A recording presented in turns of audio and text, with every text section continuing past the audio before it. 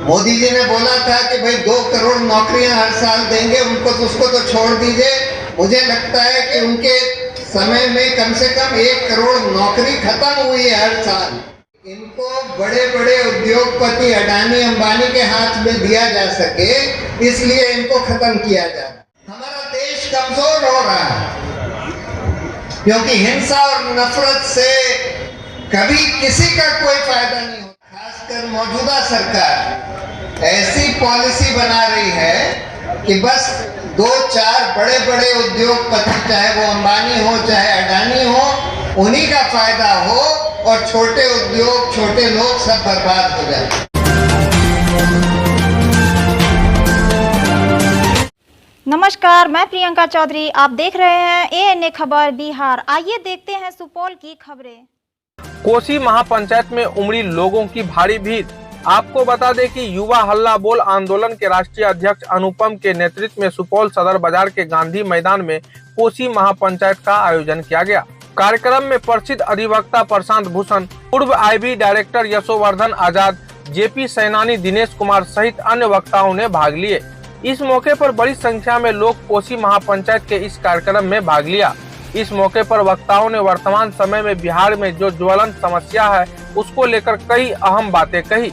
कहा कि आज पंच अभिशाप से युवा जूझ रहे हैं, जिसमें युवाओं में बढ़ता नशा, बढ़ती बेरोजगारी, बदतर शिक्षा व्यवस्था, भूमि विवाद और बाढ़ आपदा शामिल है। इन 5 अभिशापों को मिटाने के लिए ही इस आंदोलन का शंखनाद किया गया है। जब तक इन तमाम समस्याओं का समाधान नहीं होगा, युवाओं का भला नहीं हो सकता है। कहा कि इन अभिशापों को मिटाने के लिए न तो सरकार की जरूरत है और न ही प्रशासन की। इसके लिए हम तमाम लोगों को जागरूक होने की जरूरत है। हम जब तक इसको लेकर खुद पहल नहीं करेंगे, यह अभिशाप हमें खोखला करता रहेगा। पूरा समाज बर्बाद हो रहा है, हमारा देश कमजोर हो रहा है क्योंकि हिंसा और नफरत से कभी किसी का कोई फायदा नहीं होता। जो लोग ये सोचते हैं कि हम नफरत फैलाकर हिंसा के आधार पर दूसरों को दबाकर कुछ अपना फायदा कर लेंगे, उनकी सोच बिल्कुल गलत है क्योंकि सबकी बर्बादी होती है। नफरत और हिंसा और अन्याय से किसी का फायदा नहीं होता, अंत में सबकी बर्बादी होती है। फिर गांधी जी ने ये सिखाया कि सब धर्म और सब जाति को हमको रिस्पेक्ट देना चाहिए।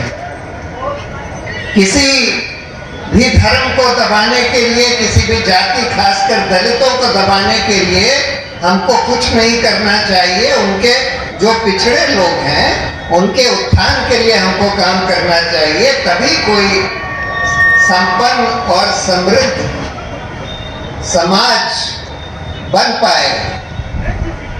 फिर उन्होंने सिखाया कि क्यों छोटे छोटे उद्योग बड़े उद्योग के एवज में छोटे उद्योग ज्यादा अच्छे होते हैं, ज्यादा जरूरी होते हैं हिंदुस्तान के लिए।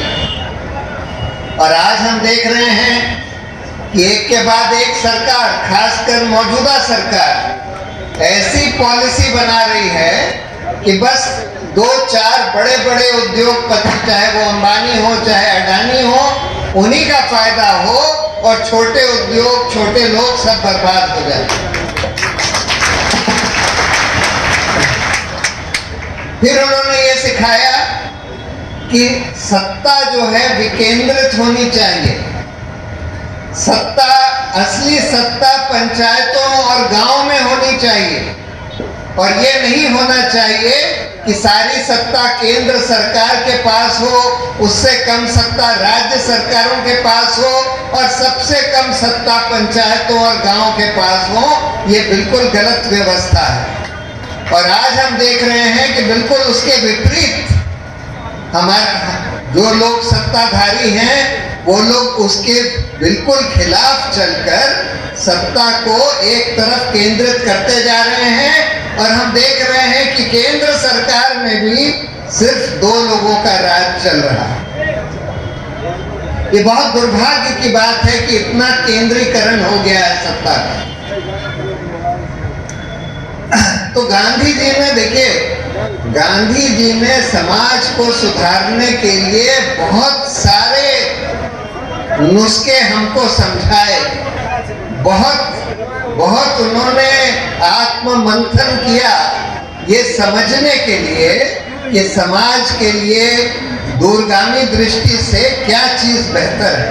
कि यहाँ पर जो सबसे बड़ी 5 समस्याएं हैं जिनको पंच अभिशाप कहा गया है, जो यहाँ लिखी हैं, नशा, रोजगारी, शिक्षा, स्वास्थ्य, भूमि विवाद और बाढ़ आपदा। जैसे अनुपम ने बताया कि ये समस्याएं सिर्फ यहाँ की नहीं हैं, ये पूरे बिहार की हैं और इसमें से ज्यादातर समस्याएं पूरे देश की हैं। और इसलिए जो शुरुआत यहाँ से आज होगी, अगर ऐसा आंदोलन हम खड़ा कर सकें, और मुझे पूरी उम्मीद है कि हम खड़ा करेंगे, आज यहाँ पर इतने लोग आए हुए हैं उनको देखकर आंदोलन खड़ा कर सकें। नशा का एक बड़ा कारण है बेरोजगारी। जब हमारे युवकों में खूब बेरोजगारी होती है तो वो फिर नशे की तरफ जाने लगते हैं। उसी तरह से शिक्षा और स्वास्थ्य, बेरोजगारी, देखिए, बेरोजगारी आज बिल्कुल चरम पर है। मोदी जी ने बोला था कि भाई 2 करोड़ नौकरियां हर साल देंगे, उसको तो छोड़ दीजिए। मुझे लगता है कि उनके समय में कम से कम 1 करोड़ नौकरी खत्म हुई है हर साल, और खत्म होती चली जा रही है। हम लोगों ने उसके 4 उपाय सोचे हैं। पहला तो रोजगार का कानून आना चाहिए कि हर जने को, हर व्यक्ति को, या तो सरकार न्यूनतम मजदूरी पर रोजगार दे, और नहीं तो कम से कम उसका आधा बेरोजगारी भत्ता दे। और ये कानून बड़े आसानी से बनाया जा सकता है और बड़े आसानी से इम्प्लीमेंट किया जा सकता है। तो कम से कम हर एक जने को न्यूनतम मजदूरी पर रोजगार मिलेगा।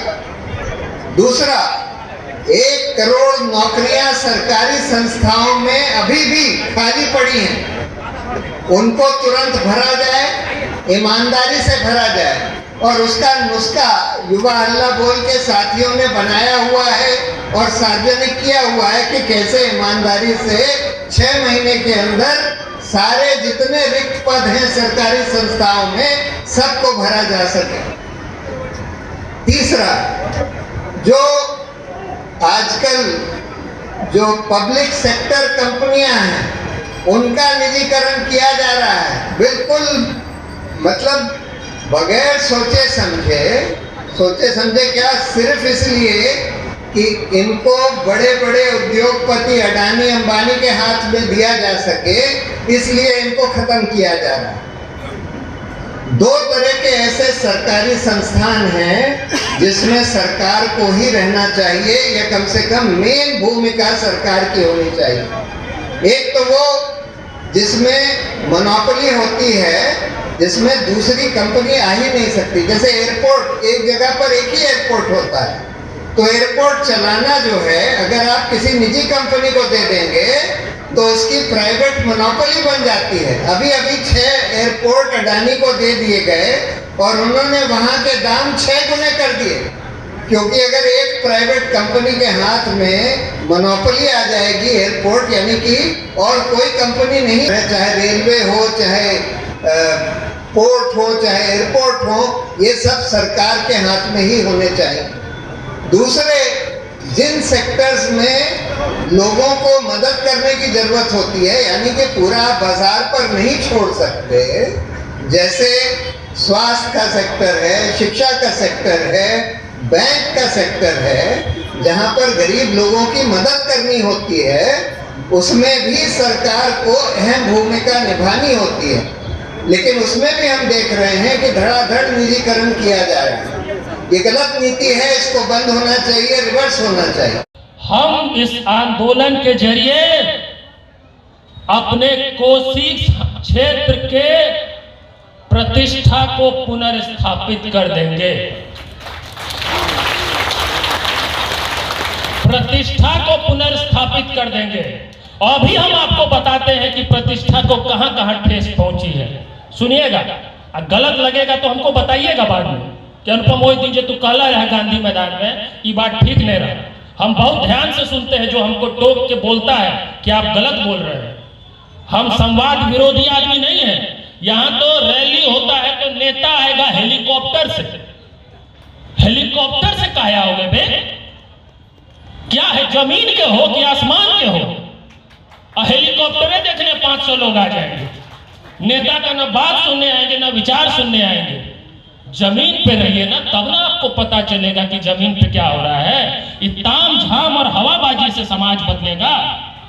ये जो है, हम लोगों को अब मिलजुल कर अपने समाज की प्रतिष्ठा को पुनर्स्थापित कर देना है। अब समझिए आप, ये तो हुआ पहला अभिशाप। अभी हम नशे की बात किए। दूसरा अभिशाप क्या है बताइए? भीषण बेरोजगारी। देख लीजिए, कोई पार्टी कोई नेता का दम नहीं होगा मंच से खड़े होके ऐसे बोले बताइए दूसरा अभिशाप, और सामने खड़े लोग बता देंगे क्या है दूसरा अभिशाप। लोग ऐसे भर के लाए जाते हैं जिनको कुछ नहीं पता होता है। यहाँ एक एक आदमी जो आज गांधी मैदान में है वो आंदोलनकारी है। एक एक आदमी जो आज गांधी मैदान में है वो हमारे समाज के वैभव प्रतिष्ठा को बचाने वाला नेता है। एक एक आदमी। तो दूसरा अभिशाप है भीषण बेरोजगारी। राजलक्ष्मी होंडा स्टेट बैंक के सामने छातापुर सुपौल। संपर्क करें प्रोप्राइटर पन्ना कुमार राज। संपर्क नंबर है 7280808999।